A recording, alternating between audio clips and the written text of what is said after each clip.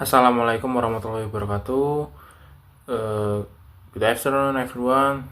My name is Yusuf Tana Tiparaka with student number 20523005. Today, I would like to presenting my PPT. Last week, we worked this PPT that contains material to teach about English for student. And here my topic is cultural nuances in spoken language. This is actually a university level of English lesson. This is included in a grammar in spoken text. But I think it's practical if one of us bring this into this task. Okay, for the first topic is what are cultural nuances in language? The definition of cultural nuances in language is cultural nuances refer to subtle differences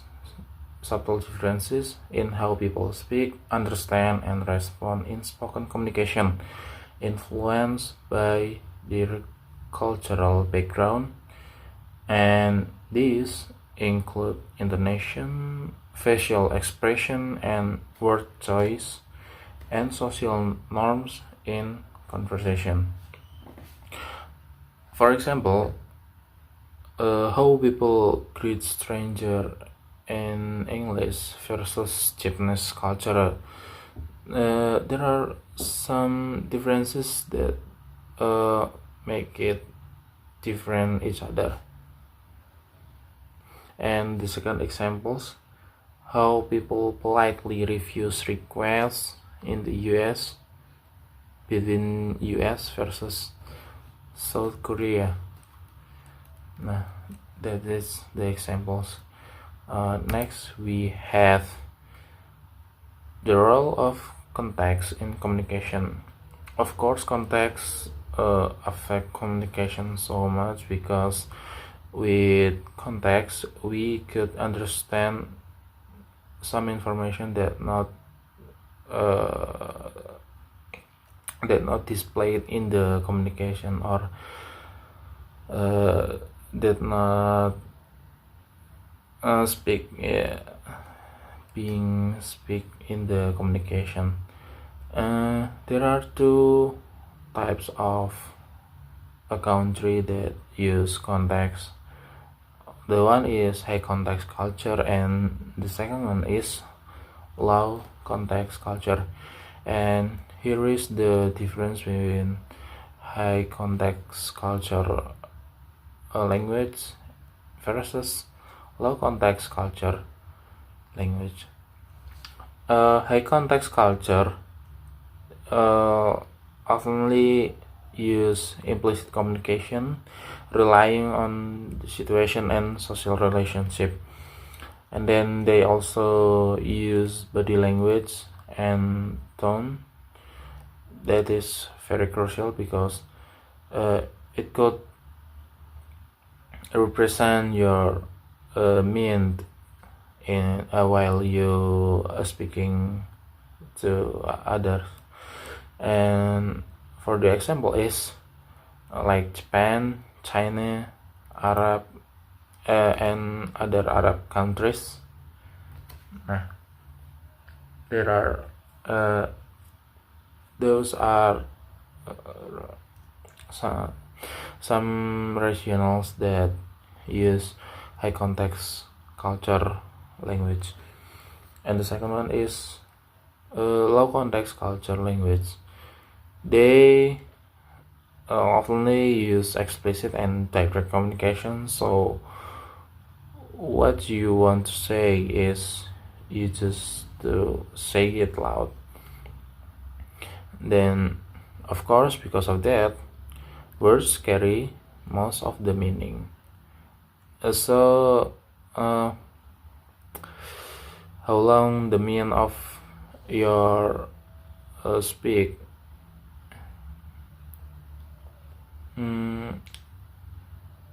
Okay, sorry.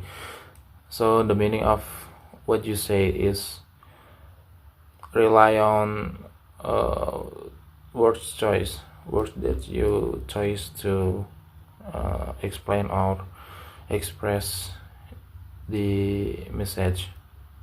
For the example is USA, Germany, and Scandinavia countries. The impact on English learner is high context culture may struggles with direct communication, while low context culture may miss indirect implications. Of course, these two role of context in communication have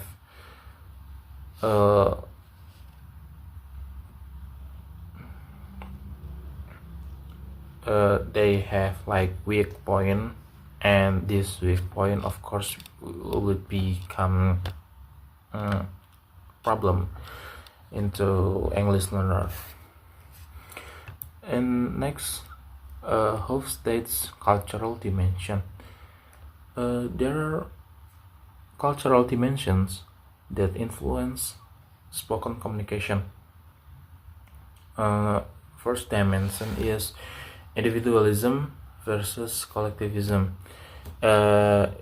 Individualism is like they are open conversation types, and they are I focused. So when they talk, they usually use words I or something that represent me or himself or herself. And collectivism, they decide to avoid conflicts, so they use we focus. With this we focus, they create some polite atmosphere while they doing communication. And the second dimension is power distance. High power distance, more formal speech with authority, example in Mexico and Saudi Arabia. And then there are low power distance, more egalitarian speech, example Denmark and USA. And the next we have how does culture affect speaking styles. Of course, this culture affects speaking styles because each culture have their own uniques. So each cultures also have their own language. It makes a difference between one culture and other culture, especially in speaking aspect. I mean language aspect. The first is about greetings. In English, they usually use hi, how are you, to greetings into someone or maybe strangers. And these types of greetings doesn't always require a detailed answers. While in the French, they usually cheek kissing even with stranger. That is the difference. And then while making requests, American English would say, can you pass the salt? While Japanese people they would choose to say sumimasen, if you don't mind. This is very polite and indirect. For your information, sumimasen is like excuse me in English. So they choose to use very polite and direct words while making requests to others. And while refusing requests, the US would say no, or sorry, or I can't. But in high context culture like Korean, they avoid direct refusal and use indirect expressions. So instead of they talk it louder, they just to using indirect expression to refusing requests. And then we have nonverbal communication across cultures. This means that some nonverbal communications might have another meaning between one country with the other country. The example is thumbs up. Thumbs up means positive in the US, but this nonverbal communication means offensive in the Middle East. And then bowing. Bowing is this is a way how Japanese represent their respect to the others. And the next we have there are also facial expressions. Some cultures are highly expressive, for the examples like Italy and Spain, but the others are more reserved, for the example like Japan and Finland. And the next nonverbal communication is personal space. Latin cultures are comfortable with close contact, while Scandinavian cultures value personal space. Next, we have misunderstanding in cross-cultural communication. Of course, you in some country with some culture, there are some difference in language aspect between that culture countries with your country's culture. Sorry, I should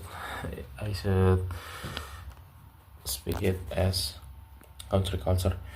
For the example is yes doesn't always mean agreement. In the Japan's, yes can mean I hear you, not necessarily I agree. Like the USA, yes explicitly means agreement.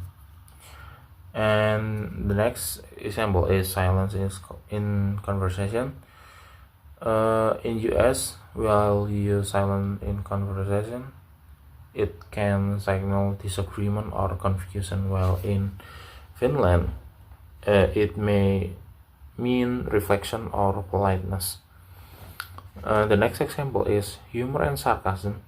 In the UK, humor is often sarcastic, while in Germany it's more literal, so sarcasm may be misunderstood. So when they are going to do some sarcastic, they would choose more literal way to avoid misunderstanding each other. They maybe have good huge impact maybe. And next, there are challenges for English learners. Of course, besides all of this explanation, it it produces some challenges for English learners while they try to learn language with different culture. The first is understanding implicit meanings in conversation. And the second is using language that aligns with cultural norms, and the third is adapting to different intonation and nonverbal cues. And of course, we have solutions too. There are three solutions based on the previous challenges. The first is learning cross-cultural communication strategies. You could watch maybe YouTuber from another country with another culture to learn how they speak or communicate with others. You can also watch maybe like film or cartoon that represent some culture from some countries. Okay, we go to the next solution. The second solution is practicing pragmatics in English conversation. Of course, practicing pragmatics is important too, because with this practice you would know how about pragmatics in English conversation. Of course, through this cultural wall. And the third solution is engaging with native speakers through media or interaction. This is what I said earlier. If you don't have any chance to engage with native speakers, you could engage with them in through media social, or just what I said earlier, maybe in the film or cartoon or game, maybe that would be some solutions too. Next, we have strategies to overcome cultural difference. The first, develop cultural awareness. Read and watch content from different cultures. Second, practice pragmatic. Use role play or simulation. And the third, contextual learning. Engage with authentic media like films, podcasts, and news. So this is like strategies how could you gain the solutions of the previous challenge. This is the way you have to do while you want to get the solutions from those challenges. Okay, well, we already arrive in finish start, so that's all from me. Thank you. Wassalamualaikum warahmatullahi wabarakatuh.